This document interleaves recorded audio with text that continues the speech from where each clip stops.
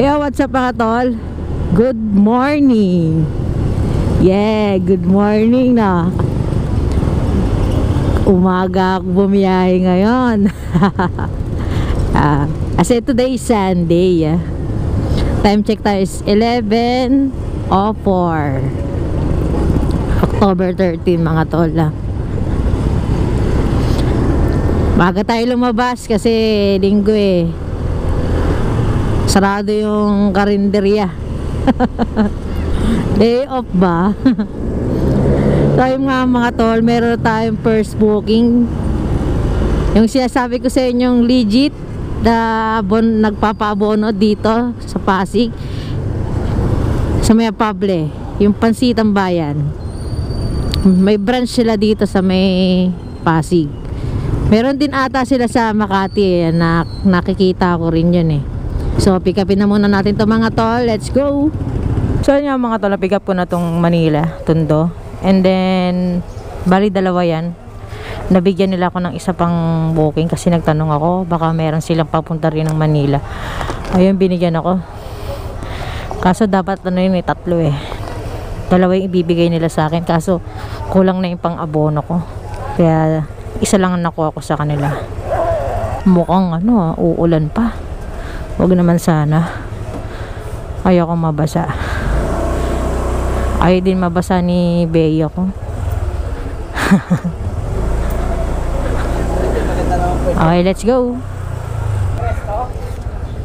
Andun ako sir eh. Hindi, health center din nakalagay dito eh. Health center. Ampo. Bali ano po lahat sir? Bea, hawakan mo. Isa. Ito magaan to. Dalawa. Tatlo. Ito mabigat to sir. Okay, thank you sir. Then proceed tayo dito sa may Top Avenue. Yung isang pinasabay. Yung mga tol, dito tayo sa may second wrap up natin sa may Top Avenue. Sa may tabi ng Lasal.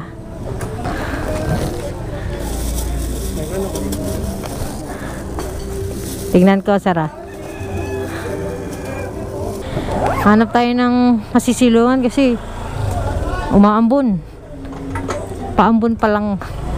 Paambon pa lang pala.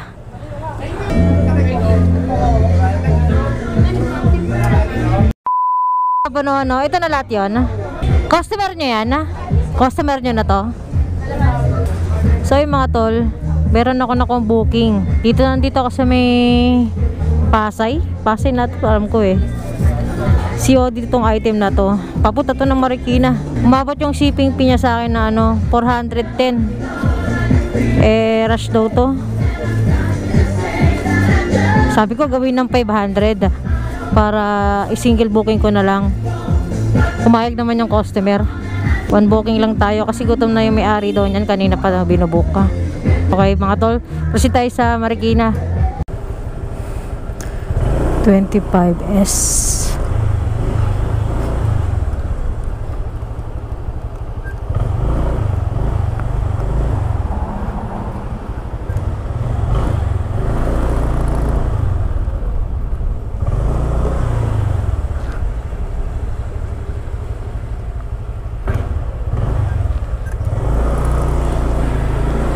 Uy, gulat ako dun ha. Lintik na yun ha. S.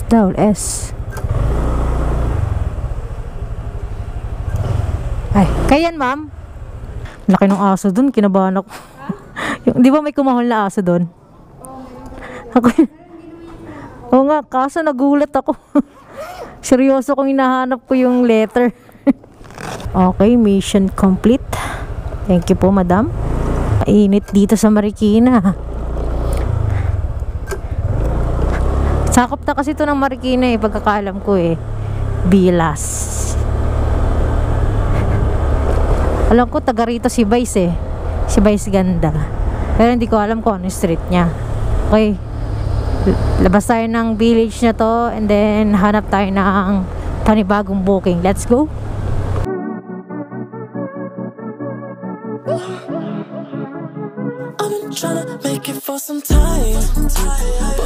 So yung mga tol, nandito tayo sa Marikina, Tumana.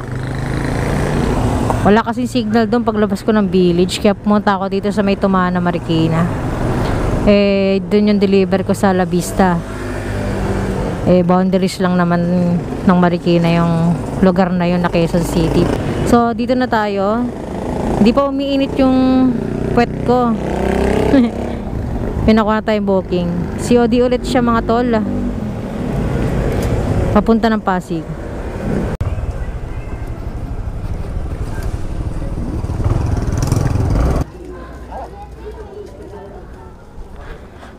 Okay, na pick up na natin tong first pick up ko dito sa may Marikina. Hanapan natin ito ng kasabay. Sige, mas maganda dyan, ma'am. So yung mga tol, going to Pasig na tayo. Ayan, dalawa na yung aking nakuha papunta ng Pasig. Sa mga hindi pa pala nakakakilala sa akin, matagal na ako sa Lala Move. 2018 pa ako, mga tol. Akala ng iba, baguhan ako kasi bago yung bag ko. Hindi mga tol, matagal na ako. Loyal ako sa Lala Move. Nung una kasi, nung 2018, dalawa yung na-plan ko, Angkas sa Lala Move. Sabay yan October. Ano na pala ako Lala Move? 8 years na. 4 6 years pa lang pala ako sa Lala Move. Sabay silang ina-plan ko. Nauna sila Lala Move.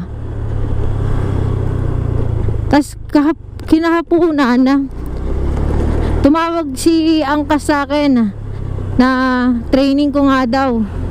Yan nga lang, nauna na kasi sila Lala Move.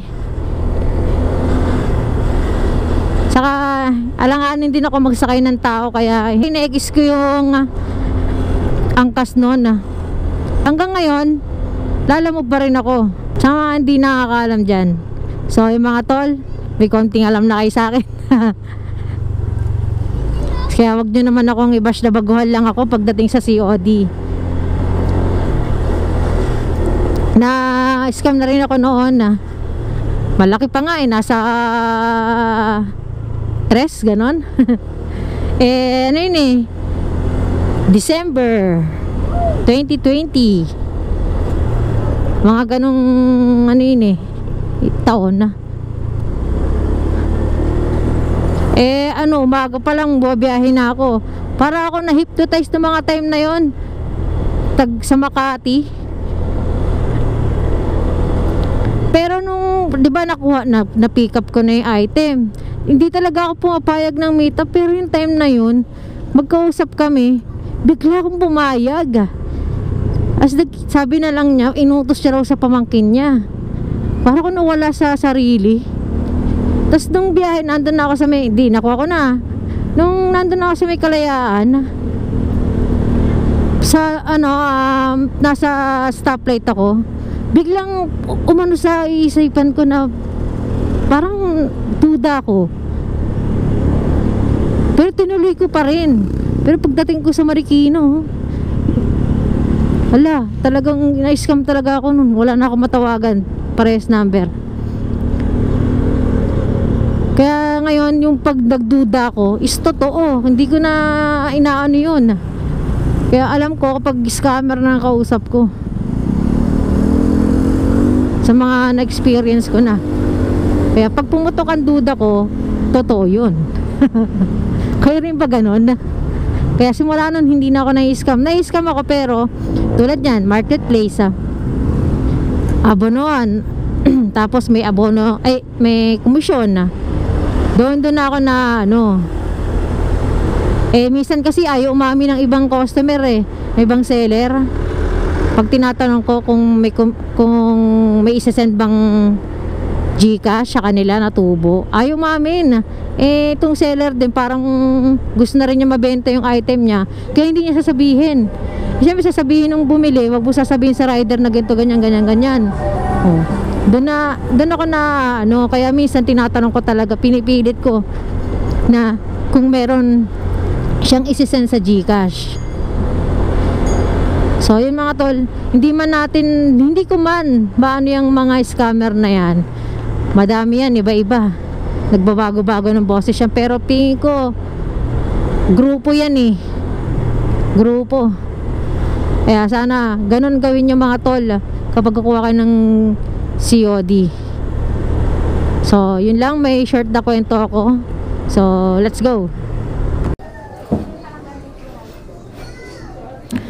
350 at 127. 480 po lahat. 480 po. 80 lang.